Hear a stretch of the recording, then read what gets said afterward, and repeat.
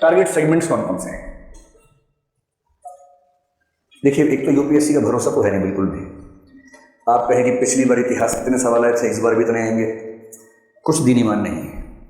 लेकिन फिर भी अगर आप पिछले कई सालों का अध्ययन करते हैं तो एक बेसिक आइडिया आपको हो जाता है। हम उसको समझने का प्रयास करते हैं। एक सेगमेंट है करंट अफेयर्स, जो कि दरअसल बाकी सभी सेगमेंट्स का ही एक निचोड़ है, पर आसान सेगमेंट है, इसको तैयार करना आसान है रिलेटिवली। मतलब भूगोल के 10-12 सवाल करने के लिए आपको जितनी पोथियां पढ़नी पड़ेंगी, उससे बहुत कम पढ़ के करंट अफेयर्स से ज़्यादा सवाल आपके ठीक हो जाएंगे, क्योंकि ज़्यादा सवाल आते हैं करंट अफेयर्स से। एक सेगमेंट है एनवायरमेंट एंड इकोलॉजी। मैं पहले केवल तुलना करके बताना चाह रहा हूं। एक सेगमेंट है भूगोल आपके पाठ्यक्रम में, एक सेगमेंट हम हिस्ट्री प्लस कल्चर मान लेते हैं।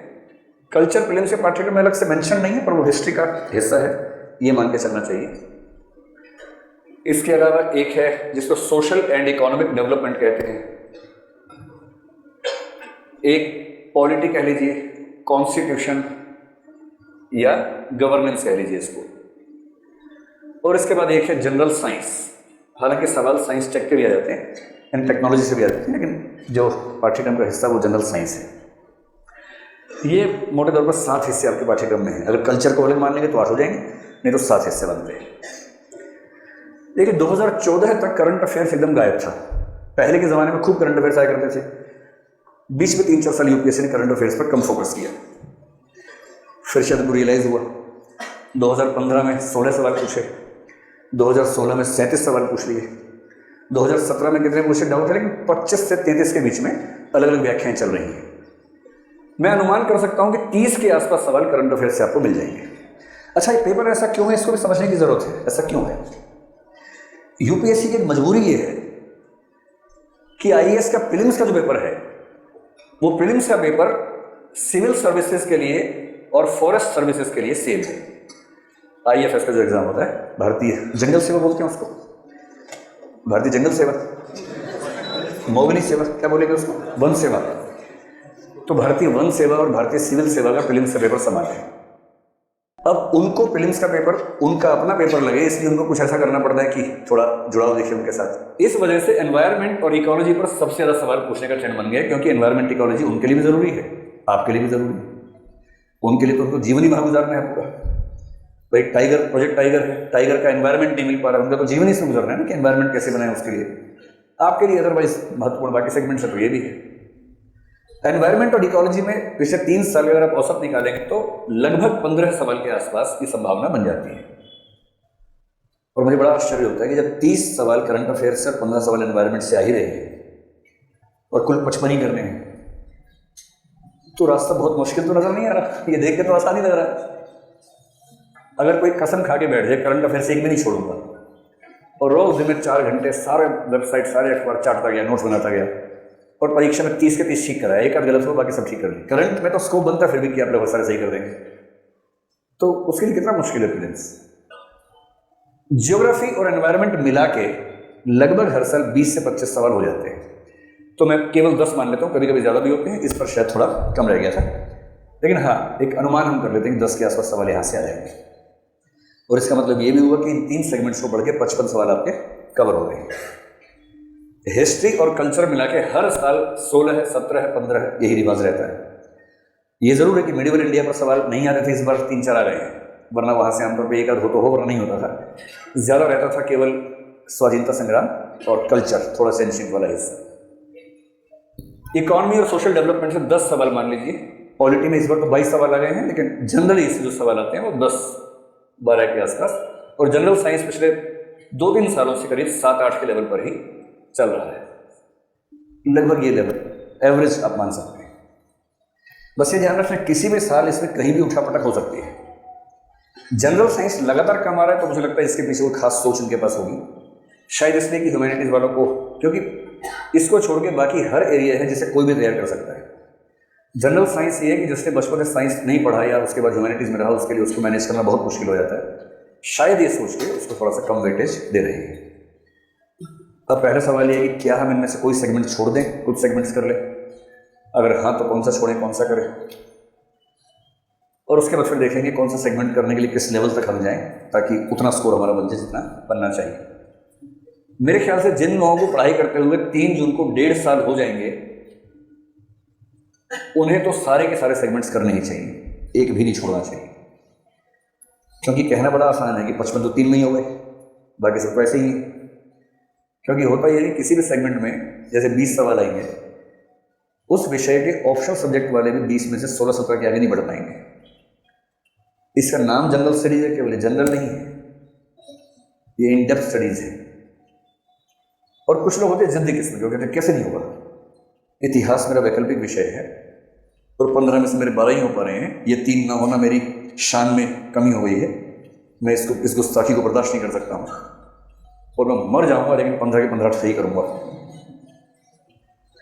अब उन 15 सवाल में जो 12 तो वैसे ही हो रहे थे, बाकी 3 सही करने के लिए उसको उतना पढ़ना पड़ेगा जितने में बाकी सारे विषय तैयार हो जाते हैं उसके, क्योंकि 3 सवाल इस लेवल से आएंगे जो इन पुस्तकों से नहीं होने वाला है। फिर अब नेशनल म्यूजियम गए और हड़प्पा के सारे जो पत्थर वत्थर मिले उन सबकी फोटो खींची, ध्यान से उनको ऑब्जर्व करके देखा, हाथ से छू के देखा, सारे अनुभव लिए। जितने देश में म्यूजियम में सब में गए, सारे किले देखने गए, उन किलों को नापा, लंबाई चौड़ाई गहराई सब नाप के देखा, कुंड में डुबकी लगा के देखा कुंड कितना गहरा है, ये सब कर लिया। उसके बाद हो सकता है कि अब 12 के बाद 2 और कर ले, उसके बाद छूट जाएगा मेरे ख्याल से। लेवल लिमिट नहीं है ना, पूछने वाला किस लेवल पे जाके पूछेगा, आप कहाँ तक इसका जवाब देंगे।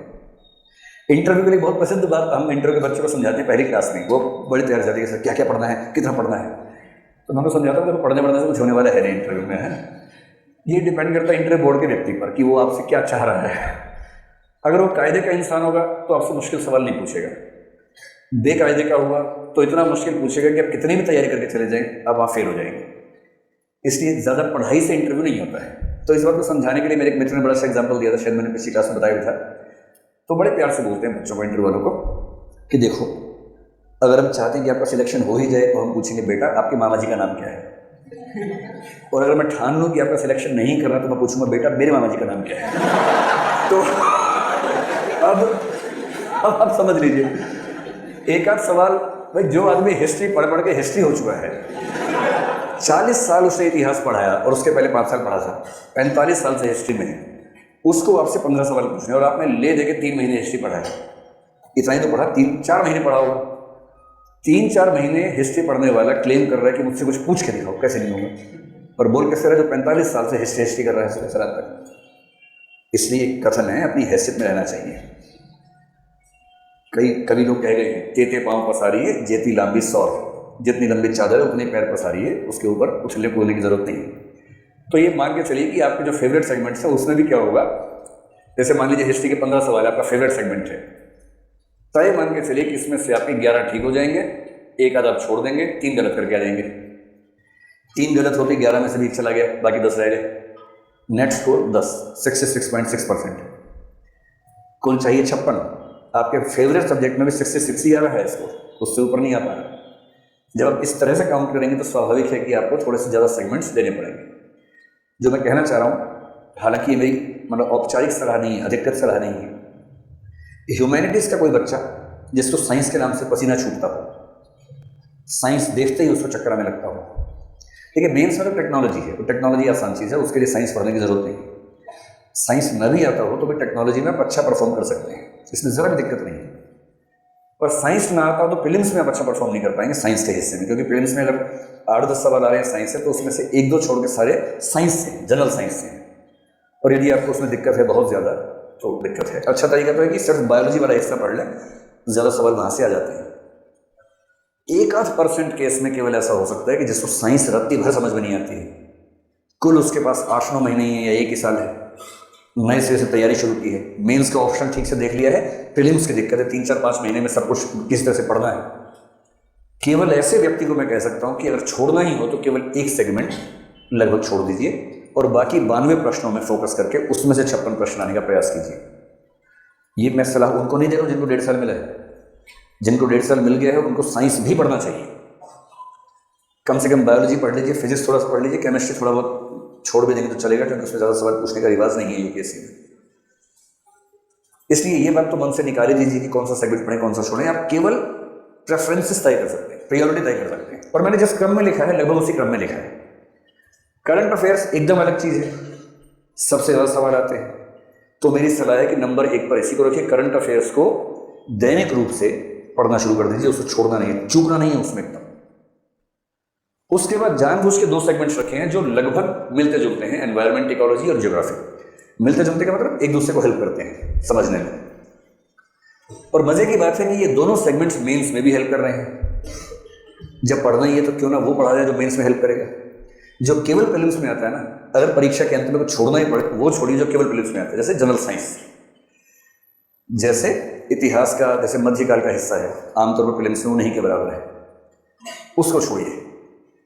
जो मेंस में भी आता है, प्रीलिम्स में भी आता है, उसको ज्यादा फोकस कीजिए ताकि प्रीलिम्स की तैयारी से ही मेंस की तैयारी भी आपकी कवर होती है। जैसे इस समय वर्ल्ड हिस्ट्री पढ़ने का मतलब नहीं है, अब आपको उन चीज़ों से बचना है जो प्रीलिम्स में हेल्प नहीं करेंगे। निबंध इस समय नहीं पढ़ना चाहिए, अब तो उन चीज़ों पर आ जाइए जो प्रीलिम्स और मेंस में या केवल प्रीलिम्स में। केवल प्रीलिम्स वाला एंड में, पहले वो जो प्रीलिम्स और मेंस दोनों में हेल्प करे ताकि दोनों को फायदा मिले। तो एनवायरमेंट, इकोलॉजी प्लस ज्योग्राफी, इसको ठीक से चार्ट जाना चाहिए। इसके बाद है हिस्ट्री एंड कल्चर। कल्चर से 5 प्रश्न आने का अनुपात रहता है। इन 15 में से 5 कल्चर से आ जाते हैं लगभग, तो उनको छोड़ना तो गलत होगा किसी भी स्थिति में। और जो हिस्ट्री के 10 सवाल हैं, इनमें से कम 6-7 ट्रेंड है कि मॉडर्न इंडियन हिस्ट्री से, उसमें भी स्वाधीनता संग्राम से आते हैं। और मजे की बात है कि स्वाधीनता संग्राम और कल्चर दोनों मेंस में भी बहुत क्रूशियल है। इसलिए हिस्ट्री में सबसे पहले किन 2 चीज़ों को एकदम पी जाना है अच्छे तरीके से, एक स्वाधीनता संग्राम और दूसरा कल्चर वाला हिस्सा, भारतीय संस्कृति वाला हिस्सा। इसके बाद थोड़ा बहुत समय मिले तो आप मतलब मध्यकाल का इतिहास देख लें। प्राचीन भारत को हम कल्चर से जोड़ के मान के चल रहे हैं, उसका हिस्सा बन जाता है। पॉलिटी और इकोनॉमी में जो क्रम आप तय करना चाहें कर लें, अपने हिसाब से देख लीजिए। अगर आपको इकोनॉमी ज़्यादा अच्छा लगता है जल्दी से उसको तैयार कर लीजिए, फिर पॉलिटी पर आइए। पॉलिटी आसान सेगमेंट है क्योंकि उसमें कंसेप्ट बहुत गहरे नहीं होते हैं, तो पहले पॉलिटी नहीं पढ़ सकते हैं। मतलब ये दोनों का महत्व लगभग बराबर रहता है, इसलिए कोई बहुत अंतर नहीं पड़ता। इनमें से जिस क्रम में आप पढ़ना चाहें पढ़ें। अंतिम प्रायोरिटी पर साइंस उनके लिए जिनकी साइंस बैकग्राउंड नहीं है, जिनकी साइंस की बैकग्राउंड है और अच्छी बैकग्राउंड है, जिनको पूरा साइंस 12वीं क्लास तक का पढ़ने में 500 दिन लगते हैं, उनके लिए तो अच्छा है कि बीच में 1-2 बार रिवाइज कर लें। क्योंकि अगर 8-10 सवाल मिल रहे हैं, मुफ्त में मिल रहे हैं, तो उन सवालों को आप क्यों छोड़ेंगे। इसलिए सार का निकला, नंबर 1 कोई भी सेगमेंट नहीं छोड़ना है। नंबर 2 छोड़ना ही पड़े तो अधिकतम वही सेगमेंट जो 8-10 सवाल तक का हो, या सब सेगमेंट। ये साइंस आपने पढ़ लिया है, पूरा सिलेबस मैनेज करने की स्थिति में नहीं है, तो सेगमेंट मत छोड़िए, कोई सब सेगमेंट छोड़ सकते हैं।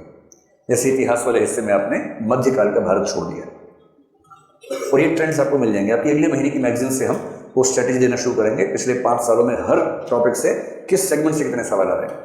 जैसे इतिहास है तो इतिहास में किस टॉपिक से कितने सवाल आ रहे हैं, ताकि आपको फेयर आइडिया हो जाए कि किन चीज़ों पर ज़्यादा फोकस करना अच्छा रहेगा।